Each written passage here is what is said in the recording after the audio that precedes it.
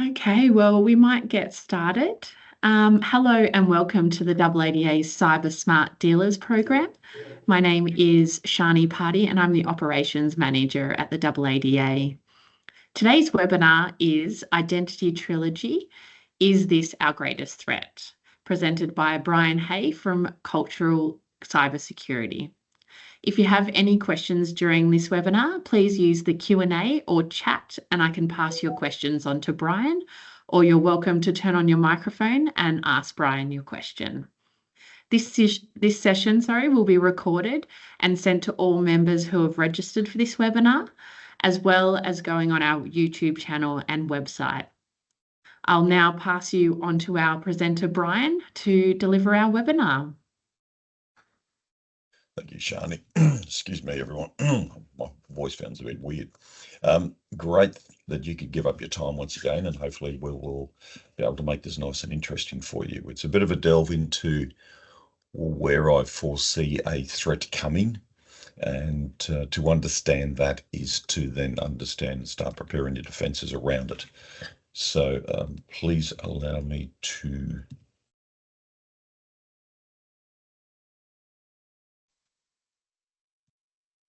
Someone could please confirm that you can see my screen okay? Yep, we can see it perfectly. Wonderful. Okay, the Identity Trilogy. Is this our greatest threat? Can anyone have an idea? I want you to think about it. Throw it in the chat by all means, but do you have any idea of what I could be talking about? What the Identity Trilogy could be? No? It could be a prize at the end if anyone can pick it now. Okay, so Shani doesn't know about that yet, but CCS were prepared to back up a prize. What could the Identity Trilogy be? And if you've seen this presentation, I first presented it early this year at a national cybersecurity conference. So if you get it right, Shani will know and let me know. Okay, before we continue, I'd like to do an acknowledgement of country. I'd like to acknowledge the traditional owners on the land upon which we meet, and I pay respect to elders both past and present. Extend that respect to Aboriginal and Torres Strait Islander people here today. Folks, it's probably no shock to you, but the cyber threat continues to grow.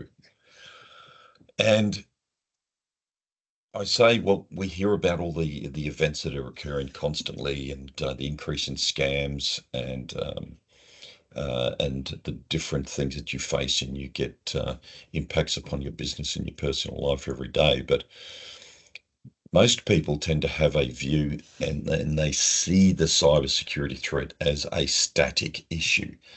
And I just want to stress that it is not. It is probably arguably one of the most dynamic growing entities or states of existence that we have. And people sometimes struggle to comprehend the concept of how evolving and rapidly evolving that it is.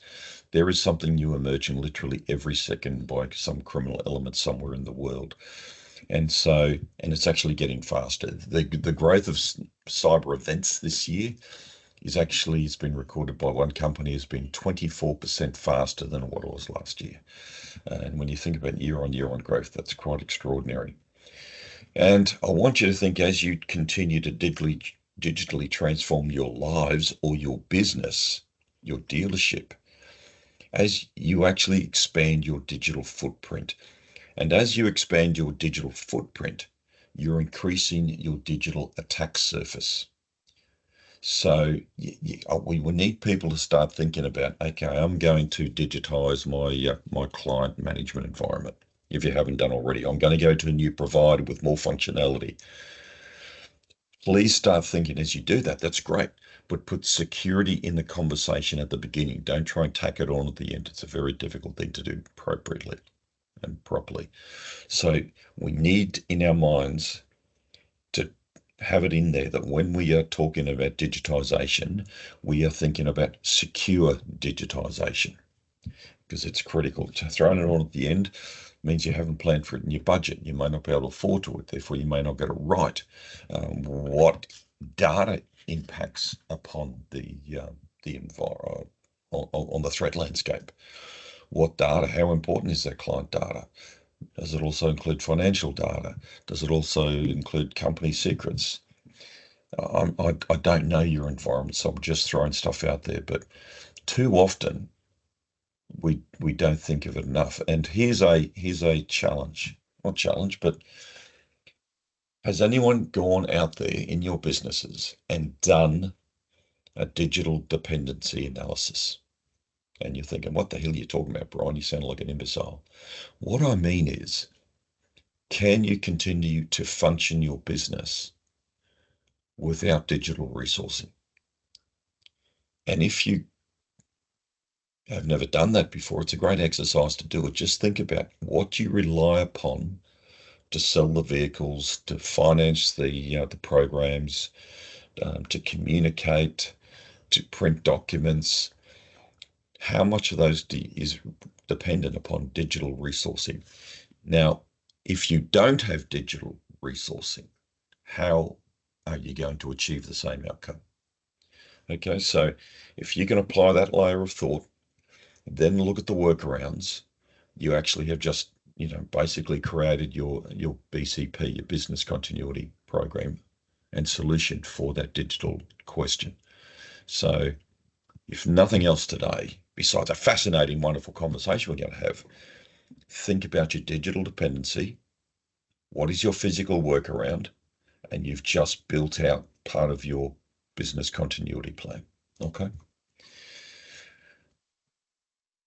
Now, interesting, this Embroker came out towards the end of last year with the top 10 cyber threats. And it's interesting when you look at them, break them down. Number one is social engineering, which is compromised manipulation of people. Number two is third-party exposures.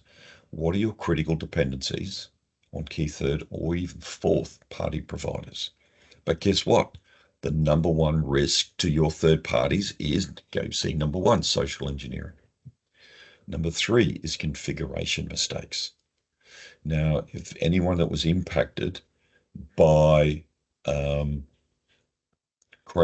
the CrowdStrike outage of several Fridays back, that was a human error. That was a configuration. They didn't do the proper Q&A on an update patch that they were putting out. So that's a configuration mistake. Number four, poor cyber hygiene. Again, poor human behavior. So what we have in the top four cybersecurity threats, people. And we thought this was a technology conversation. Some things that have happened recently, Ticketmaster. If you've bought a ticket, concert ticket or something online in the past decade, you take it, you've been compromised. In Australia, that's the global brand. In Australia, we call it Ticketek. But they suffered and they lost 560 million customer profiles. Now, originally they claim it was a data breach through a third party called Snowflake. Snowflake went and did an examination, said, hey, we were not breached. What happened was your data was accessed by your people who were compromised and their login credentials to Snowflake were used. So again, it was the human compromise that led to this compromise. And the ransomware gang behind it, called Shiny Hunters, which just tells me that cybercriminals, yes, they do drugs. Who else would come up with such a ridiculous name? They wanted 500,000 US for the data back. Now, Ticketmaster refused to pay, and this ended up a few weeks ago back in June. Well, wow, time's getting away, June. And I find this interesting. You're probably not, might be difficult to read on, depending on the size of your screen, but in the post in the dark web, Shiny Hunters say the Ticketmaster will not respond to request to buy data from us. They cannot for the privacy of 680 million customers. Ticketmaster said they lost 560 million. Shiny Hunters said, see, it's actually 680 million. So give you the first 1 million users free. So they're giving away 1 million client profiles to all the other criminals. Then we had the breach in Australia of MediSecure, the biggest e-prescription provider in the country. They got hit with a ransomware gang, and within 3 weeks went into voluntary administration. And within 2 weeks after that, all of their 13 million Australians' medical data had already been sold in the dark web. So it's quite extraordinary when we look at how much data is actually out there. Now, again, how much of this data is being given away for free? And we'll talk a little bit more about that. Any ideas yet on the identity trilogy? The trilogy part one, I want you to think of it as your physical world. Identity theft as you classically know it. So the things that are like the documents that were stolen in the Optus data breach, and the documents that were stolen in the Medibank data breach, the documents that were stolen in the Latitude financial data breach. What sort of documents? Your passports, your phone details, your Medicare details, your email systems, your copies of your driver's license, perhaps your credit score. All of these breaches give the criminal the foundational documents of your identity in a financial setting, for example. And I'm going to give you a very personal and recent example that happened to me. So think about your identity in terms of where you live, where you work, the car you drive, how you live your life in the physical world. A lot of those, just in those 3 major breaches in Australia in the last 2 years, sees a lot of those identity documents compromised. Now, once a criminal has those documents, they can go then and augment them further by a little trip to the dark web, where you can go to the darknet army and look for some hackers' records, some data sets, where you could go to global credit cards. And this is a recent video recording of a visit to the dark web. And just have a look. This is their website on the dark web with all the little, quirky things they've got going on, and the list of data dumps that you can search with their search engine is quite extraordinary. And then if you want more credit information, this one offers a beautiful process again, a video recording. You can go, you can search by country, you can filter by bank, state and city. They've got discounted operations. We've done a check here for Australia, a Pops Westpac banking, how much the prices are for these cards, American Express cards, and they go and do another search here and back in Australia, but we'll pick a different range, and up will pop even more cards. Or, of course, you can go and then get fresh identity documents made up in your name once you have the personal details. Here's an image here up in the top left-hand corner about an American who's just bought a fake Australian passport. And if you're in different parts of the world, you can order a passport for any country, any driver's license, and there are plenty of good quality services that will provide all that detail. If you look down the bottom right-hand corner, you may not be able to read that.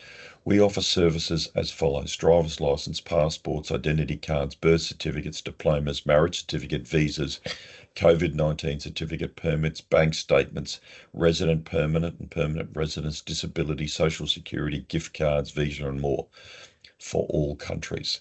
So the physical identity world is well established in the dark web, so you can augment your starting point and supplement it with these additional information. And I probably shared this slide with you previously. Ausrot specialises only in dealing with Australian identities and has done so for the last 9 years.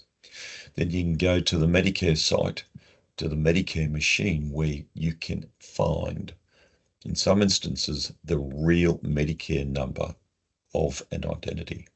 Then, of course, I can go and just request a Queensland or New South Wales Victorian driver's license to supplement my new passport. So it's all there. Okay, so we've got our physical world's been compromised, and any information they don't have, they can go and acquire and augment it with authentic looking fake documents in that identity. I want to just touch on something that's just been released in the dark web only a few weeks ago. And this is the RockU 2024 database. This database comprises in excess of 10 billion compromised passwords. If you are a person, and statistics tell us 80% of the people on this call are, and please don't take offense, and you fall into the trap of convenience and you use the same password on multiple sites, there's a good chance your password has been compromised. So you can go and buy this database, and there are multiple, sometimes there are multiple entries of passwords have been compromised, but you can get your password and of course the email address associated with that password to identify it. So now I've got the passwords to your physical world. And I thought it'd be prudent just to touch on, because these are the things you can buy. These are the supplements you can support yourself with by purchasing, but you don't have to purchase all the time. And that comes about because the ransomware gangs operate on a different model. And one of the things, of course, they make their money on is by extortion of money through the threats of reputational harm to companies. Now, this is a ransomware gang. I just want to pause. This is a video, again, of a ransomware gang called Medusa. And this was taken only a few weeks back, last month. And I want you to look at all those brains in red at the top. They are entities that have been compromised that have not yet been exposed. So these groups have been breached and hit by these ransomware gangs. They have not paid, so they've got posted in here. Now, as I take it off pause, you'll see the, say, Olympus, 4 days, 5 hours, 54 minutes, 37 seconds. That is how long Olympus Group had to pay the sum of 500,000 US, so their data would not be exposed, and same for the other three. The ones that are green below that are ones that did not pay, and all of their data has been published, and we will go through as I start the video again. Now, if you're a member of the Victoria Racing Club, your data may be available for free in the dark web. So you go here now. They've taken us into the Victorian Racing Club. They have published the data. You can go and download that data now. Below it is a preview screen of some of the documents that you can are examples of what's in the file tree, and they have indexed a file tree on all that information which you can get for nothing. You can download it all, so you don't even have to pay for it, because this is how they bring pressure to bear. I'm not sure. I think there are about 200,000 members of the Victorian Racing Club. This one is North Coast Petroleum from Queensland. They too have been compromised, and further information can be made available. But that is all for free. So you don't always have to pay for it.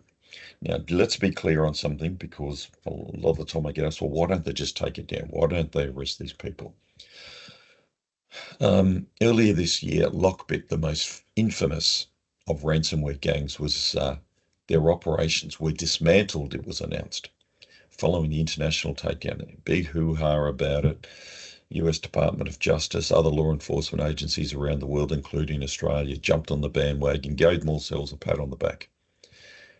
How long do you think Lockbit were taken down for? They were taken down for at least 3 days. By the end of 14 days, in 2 weeks, they were fully operational. Interestingly, cybercrime gangs take security really seriously, and their ability to recover from a hiccup. So the takedown virtually interrupted their business for 3 days, majorly interrupted minorly for 14 days. Or what did it do? It made them angry. But what can be done with some of this data, the physical data that's been compromised? I'll give you an example that happened to me. So in April of this year, I received this email from St. George Bank. And it said, as part of our commitment to protecting security, automatically monitor all online transactions for potential suspicious activity. And it says your St. George account has been blocked due to an unusual deposit, not taking out, but a deposit. Please call us on the number below to discuss further. Now, I didn't really actually even look at it because I don't have a St. George account, so I thought. And so I thought this must be a phishing email. I thought I'll keep it for education purposes, and then I will, use it later on. And I went back to it maybe a week later, and I thought, hang on, this isn't a phishing email. Here's where it gets more interesting. Was I then contacted or attempted to contact St. George? For about 2 weeks, I kept calling the number, and normally I was put on hold for 60 to 90 minutes each time, which I'm not that much sort of a patient guy. And I still couldn't go on, so I made a complaint. And when I spoke to someone, they went to transfer me there, and I went back into the 60 to 90 minute queue. So I made an online complaint, and eventually, from me, and there's a tip for people, if you want to deal with a bank, make a complaint online. Do not get on the phone. I had someone contact me back from St. George. And what I was told was quite interesting. Remember, this is someone depositing money into my alleged account. So when I spoke to the person from St. George, I said, well, because they said, well, okay. Long story short, I said, well, straight away from my background, I knew that if money's going into an account, it's been used for money laundering or what we call muling purposes. And they basically told me it was muling. Anyway, over the next couple of days, we had further conversations. And I said, how in the hell could you open an account in my name and satisfy yourself with 100 points? Well, guess what? They don't. During COVID, they established their online identity verification service, which they're still using today. And I said, well, it doesn't work very well, then does it? And they admitted it did not. But what we have is St. George is part of the Westpac group. So it turned out that I had an account with St. George Bank in Sydney. I had an account with Bank of South Australia. I had an account with the Bank of Victoria. And then they told me I had actually an account with Westpac. Now, my business are accounts with Westpac. I said, how on earth could this possibly happen? You already have all my details. And it all started because someone had my driver's license from one of those data breaches, and they were able to use that to open these accounts. Never, dare I say, satisfying 100 points of identification. So, but that's another story. Now, how this then affects, and what makes me angry is that I never lost a cent, but that's not the point. The point is those bank accounts are then used to steal and scam money from other victims all over Australia that may have up to 10 or 12 transactions where money goes into those accounts. And then the money will be sent offshore back to the criminal. Now, if a criminal has to normally get that money out of the country by recruiting a mule subversively or in concert, and they have to pay them a commission. This way, if the criminals can control the account by opening it, they can then take the money and give it all basically to themselves without paying any commissions. So it begs the questions, how many fake accounts have been opened in 2024 based on the breaches we've already had in Australia? How many people became victims because such a crime was enabled? How much money's been lost? And the big question, should the banks be civilly liable? And because they are allowing the criminals to open accounts without, what I would argue, sufficient due process. So I'm sure there is someone on this call that you know or have experienced exactly the scenarios described here. And the weird thing is, You can't search for it with the bank. You can't contact the bank and say, do you have any accounts in my name? They'll claim privacy. How could it be private? It's your name. Of course, as soon as I said this wasn't my account, I wanted to ask more questions. Being an ex-copper, I had a few. And I said, oh, no, there are issues of privacy. It's all a bit of nonsense, really. But this is a very serious issue that our banks are allowing our identities to become a very weak foundation for bank accounts. So that's the story of our physical identity. What do you think could be the second part of the trilogy? Again, throw your answers into Shani. It's your digital identity. It may not even be in your name, but it's you.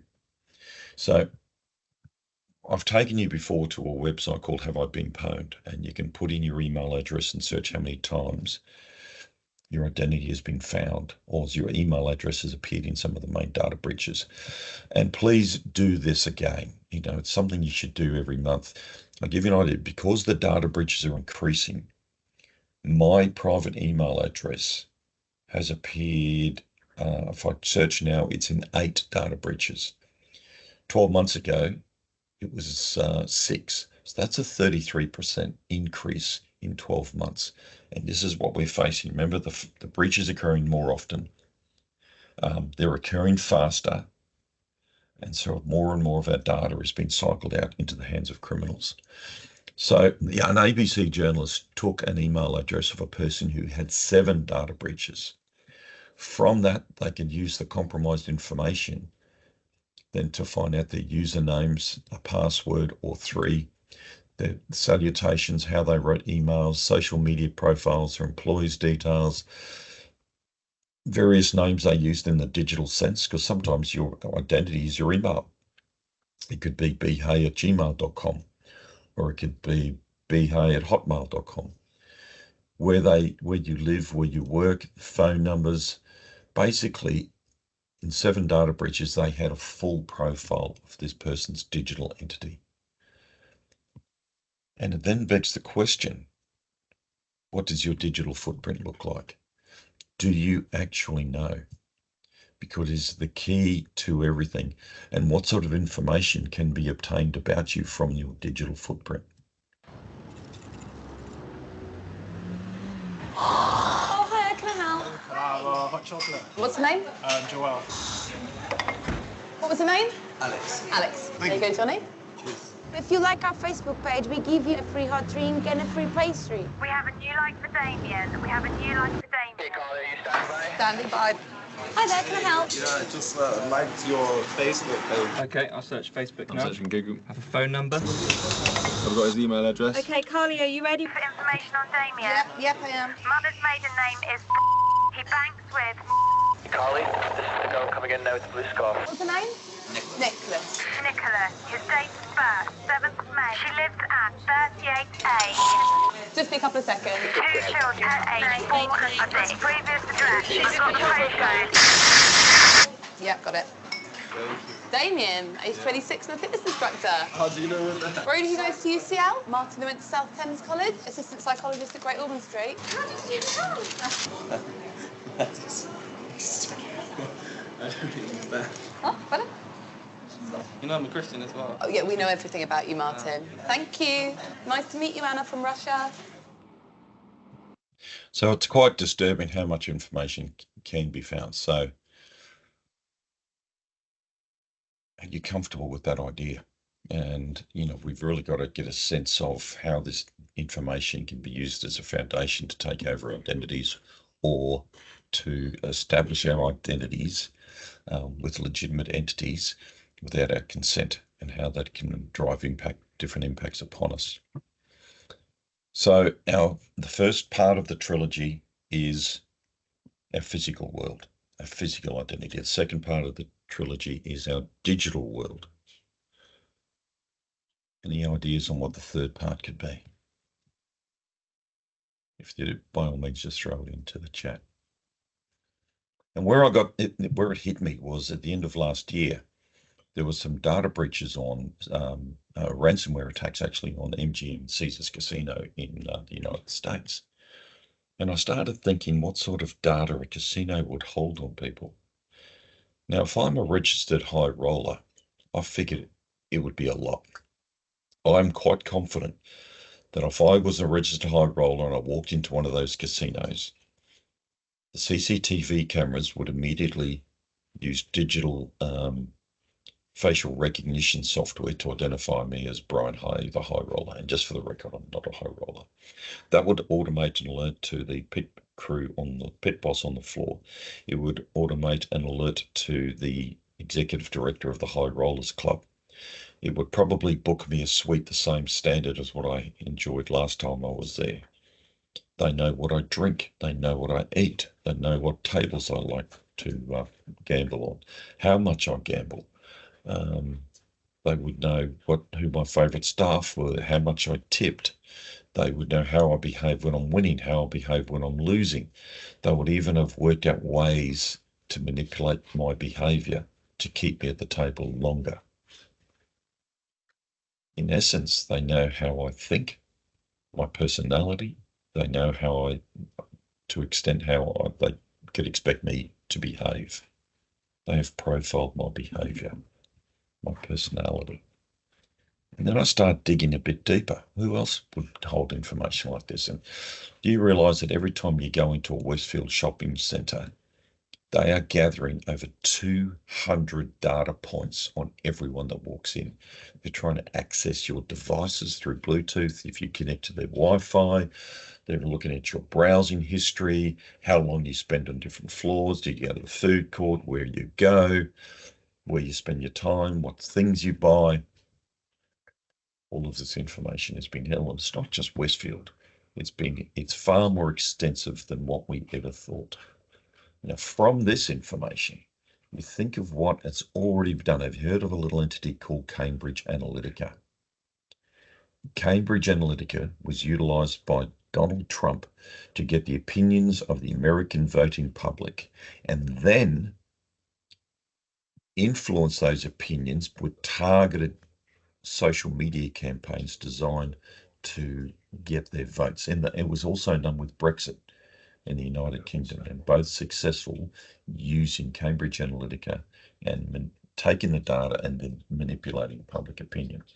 So, of course, if you can manipulate, it's easy to say manipulate public opinion. In actual fact, they are manipulating individuals' opinions. Okay? Individuals. So they're getting to a point using your digital persona where they can profile personalities. Then let's take it one step further. If they can define your emotional vulnerability, how well could they then manipulate it? So we've all got to understand ourselves in terms of, and I'll touch on this a bit more, social engineering defense. Social engineering, of course, is the clever manipulation of the natural human tendency to trust. But think about what is going to get your attention to click on a link or to download these. Are you a naturally curious person? If you were a big aficionado of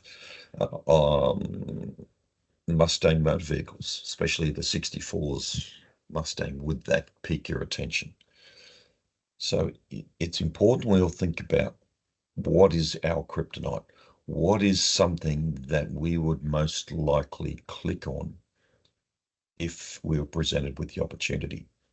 And then we got to have to start building the defenses, because what I'm going to suggest to you is the criminals know where we live. They know where we play online. They're going to work out from all the data that exists how we can be expected to behave. Then they will use all of that data in huge repositories, and they will use artificial intelligence to then utilize that data to work out Brian Hay. Okay, he's a big golf nut. He likes to go fishing or whatever. So we'll work out his emotional vulnerability. He lives here, works there. He's estimated, based on his real estate portfolio, where he lives will give him a value rating of X. They'll work out the methodology to attack me, the emotional vulnerability on which to cue me on, and they will work out the best scam or cybercrime to hit me with and their chances of success. And they will work that on artificial intelligence, and then they will automate the attack. This is not a matter of if, it's a matter of when. Okay, so the way we need to tackle this is, first of all, okay, this is going to come, and we need to actually start to defend this by thinking about understanding ourselves, because we've got to be very, very clear. Our data breach is a legacy, not an event. There is no end date to that data. And I think we're going to see the criminals really target sensitive information. Excuse me. They're going to target the sensitive information. If you look at if you heard of the Ashley Madison data breach, it was an adult consensual website where people that wanted to have a fling did so. They met up. That data entity was breached. A lot of data lost. People committed suicide. Relationships ended. But it's always surprised me how greater effect has not been used, how they have not manipulated and used that data to extort individuals. And it really wasn't the focus back in those days. And I think it's those sort of sensitive data repositories. Say, for example, a personnel HR file with a complaint of sexual harassment. What if that got leaked out? What could be done with it? Mm-hmm. And what we've got to look is at issues how even staff, our own people, could be manipulated within our work environment.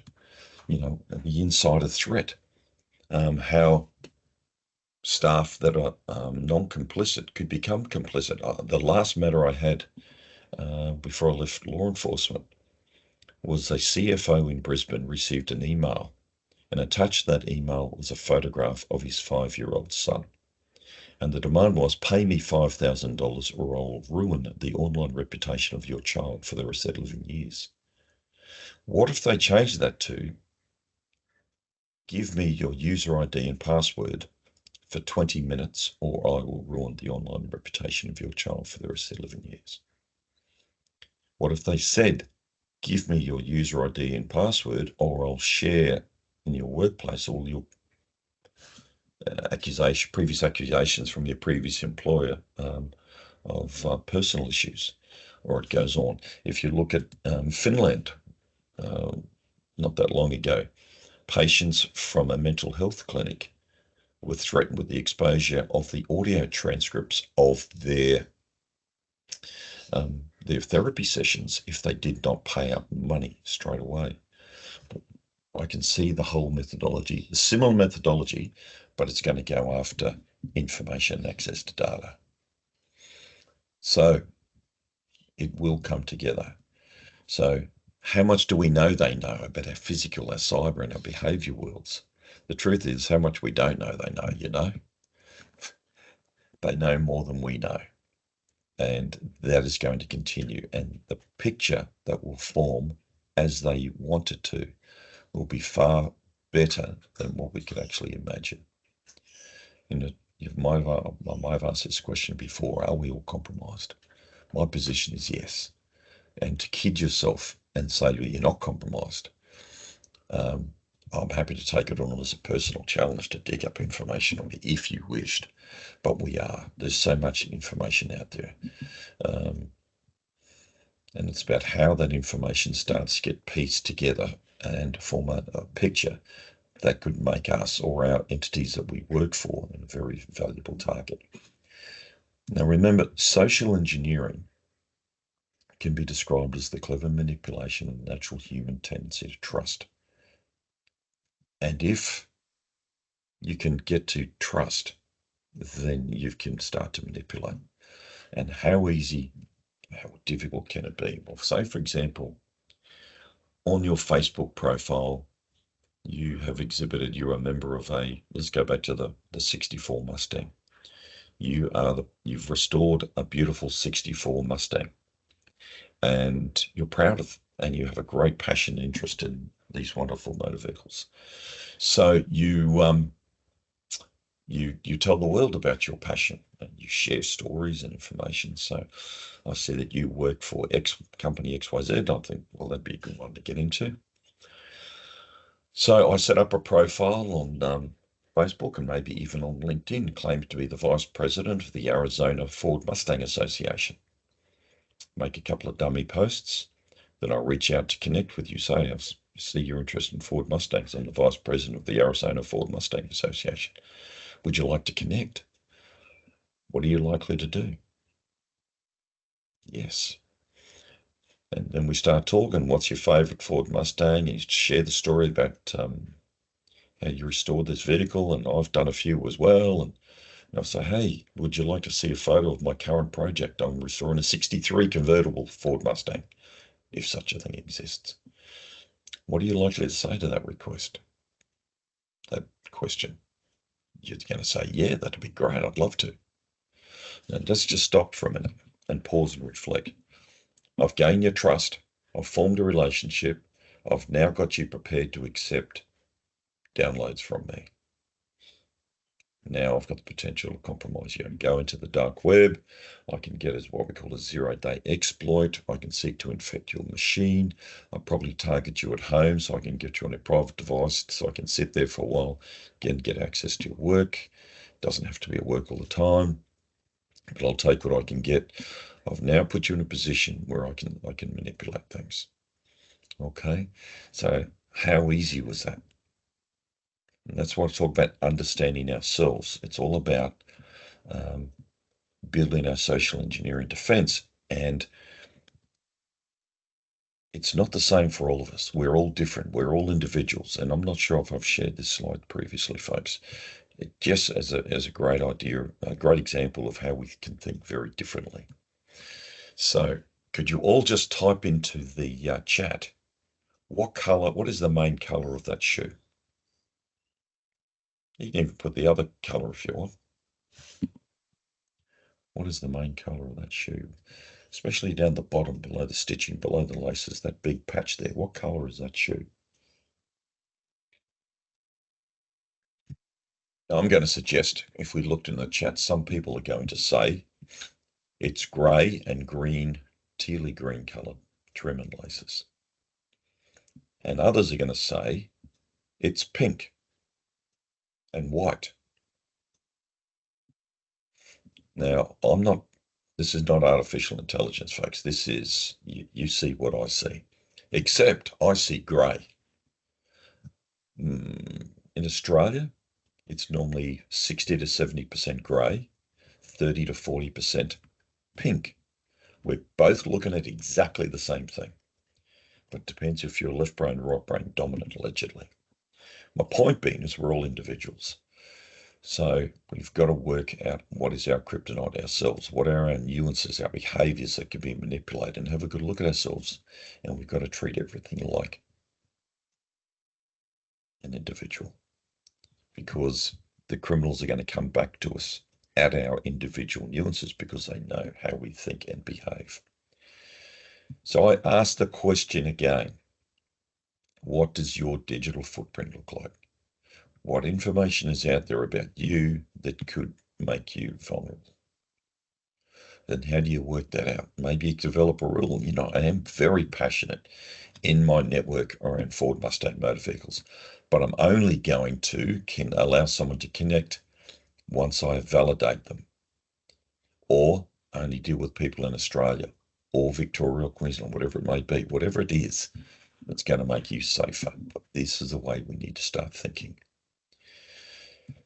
What can we expect in the future? Well, our friend artificial intelligence is going to be around for a very long time. It's not going anywhere. We need to understand how we can safely embrace it, manage it, and better deal with it. And it's continuing to improve. Just have a look at this. Second youngest son.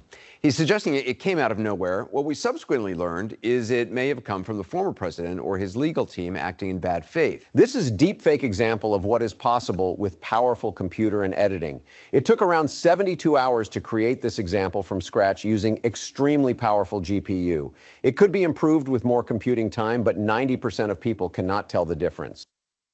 I'd like to meet the 10% that can tell the difference. Like it's getting extraordinarily good, and you can go and buy subscribe to Kids Now for about $30, where you upload a voice for 30 seconds of voice speak. You then type into the box what you want to say, and it will create that voice that was uploaded saying exactly the words in the text box. Then you can convert it to over 40 different languages. So the computing power is extraordinary now, and it's just going to get cheaper and faster and better. We know, I think I've shared with you before, that recently voice cloning of a CFO led to a $35 million loss.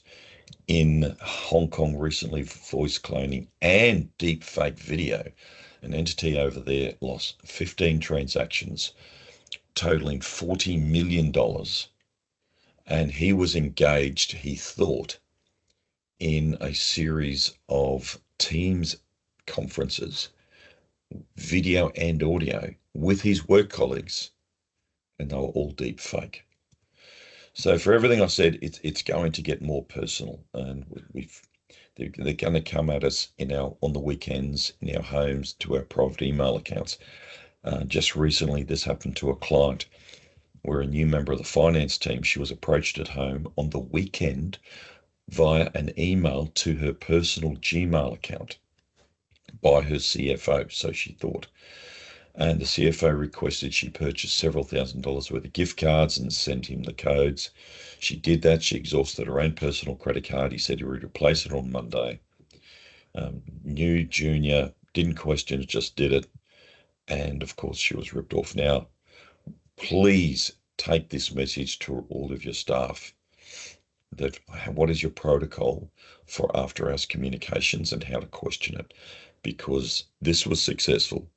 We know criminals will learn from successful criminals, and this is where we can see it getting more personal. Private email accounts after hours used in extraordinary circumstances. Okay, so good time to have that conversation with your staff now. So they know where we live, they know how we engage online, and they will get to know how we think and behave. So we've got to change our thinking, how we meet and approach this challenge. The idea and the notion it won't happen to me is ridiculous.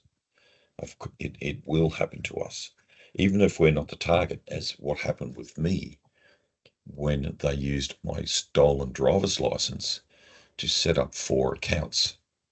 Yes, the bank should not have done it. Yes, the bank should have taken on more responsibility. They've got a legislative responsibility to know their clients. We can finger point all day, but it can come back to us as individuals, as people, as entities. We've got to understand that cybersecurity is all our responsibility. What have we got out there? How do we defend ourselves? This is going to come. There's no doubt in my mind whatsoever. It's too powerful. It's going to represent too much money and too many opportunities. And so building our social engineering defenses now is absolutely critical, and tether that to what we post online about ourselves in social media is important. Building your cynicism about unsolicited contacts, that is such a step in the right direction. I'm horrible. If you were trying to get new business out of me and I didn't know you, you would have to become pretty convincing for me to respond back. And then I would do a lot of checks. And if I don't satisfy myself with the checks that I do, I just discount it. Okay, questions. And I'd love to know if there were any answers to the 3 aspects of the identity trilogy, Shani. We just had responses to the colour of the shoe, which was all grey and light grey. Oh, really? No pinks? No. But after you said pink, I did start to see pink. Right. Yeah. It's normally it's interesting. I've just done a couple of leadership and cyber crisis workshops up in Malaysia. And what I found, and there must be a genetic reason for this, and is that in Asia, they see more pink. It's about 50-50 pink and grey. In Australia, it tends to be a lower proportion, 30%, sometimes 40%. Interesting. And people think I'm tricking the screen up. Hang on, how can the person beside me see pink? I see grey, blah, blah, blah. But it just tells us we're all wired differently and we need to understand ourselves. Any questions, folks? Feel free to turn on your microphone or use the Q&A or chat functions. And if you don't have a question on this, well, ask me a question about anything else. Or Richard, I can ask you a question. Or Steve, James. That's it personally, I was terrified through that whole presentation and just kind of wondered, with all those bank accounts set up, like, is that affecting your credit rating? I know it was deposits and not the other way, but 100% it could have, but it didn't. And the fact that you can't check is infuriating. Oh yeah, the banks, I could talk about that issue for a long time. There are big issues going on there because those multi accounts facilitate and augment and allow the victimisation of so many Australians. And it begs the question, first of all, have the banks done the wrong thing? In my firm opinion, yes, as far as I'm concerned. Have I been treated appropriately as a customer? No. But what eats at my gate is how much money has been lost from innocent victims in this country, and the money has gone out of the country forever because the banks enabled it to happen. Am I kicking the banks? Yes, only because I feel they deserve to be kicked. And just the only way I could get contact from them was to make a complaint online about them. That's bizarre. It was just crazy. Justin, did you want to say something? No, I'm fine, thanks. What was the most interesting thing of that for you, Justin? Look, realistically, I've gone through a lot of these topics in the past before. Yep. Numerous times actually, but what usually kicks out to me, especially when you talk about, your business, the ability of your business to survive, in the event of, loss of digital data or loss of access to it. Well, I suppose the hardest part is the reliancy. I don't think there's any real business plan that you can have that's going to be able to work around it because you've third-party reliance. But then also you're talking about, your own digital identity and how you're going to protect that. Well, let's just consider what the Australian government's currently holding on us. At tax time, when I go in, I've linked everything to it, and I don't have a choice. It's what I've got to do. And then I've got that underlying fear. Let's be honest. How transparent are they? Until somebody picks them up on it, who knows what they've given away. Yeah.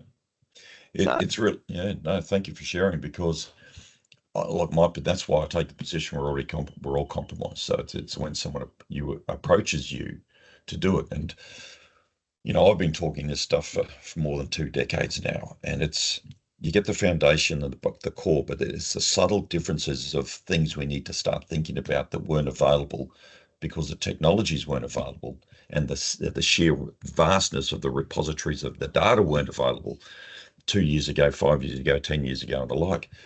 And that's why this presentation is all about future thinking. This is a threat that is starting to rise, and we need to start thinking about how we've got it. So my foundational point is I'm fully compromised, and that's been my position for donkeys.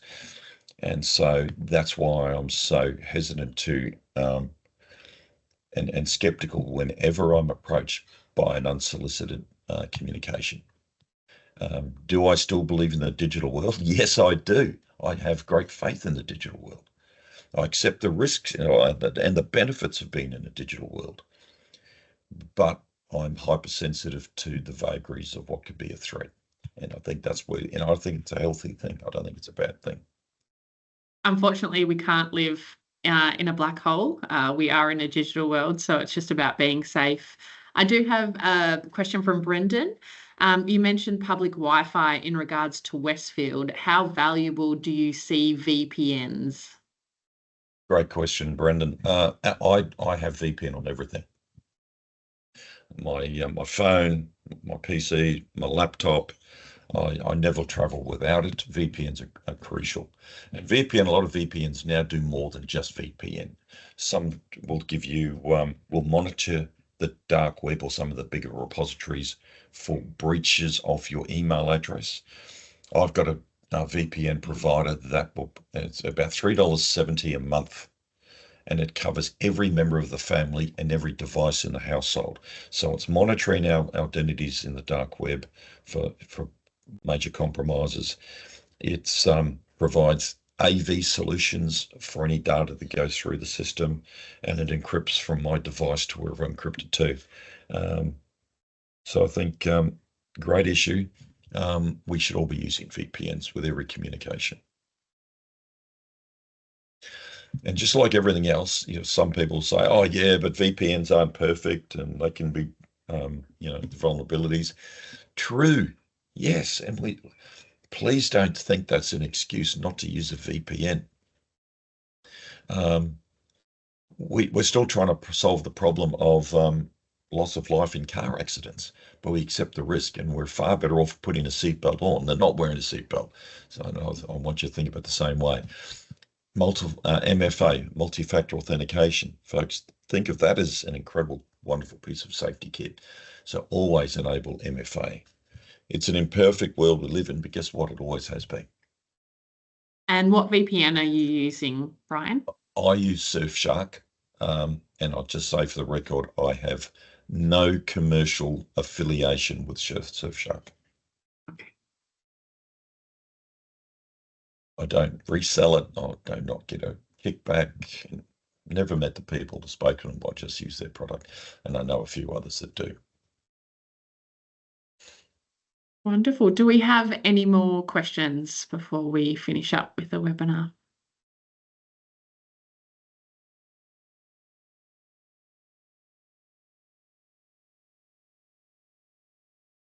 Okay, well, thank you so much, Brian, for another very insightful webinar on cybersecurity.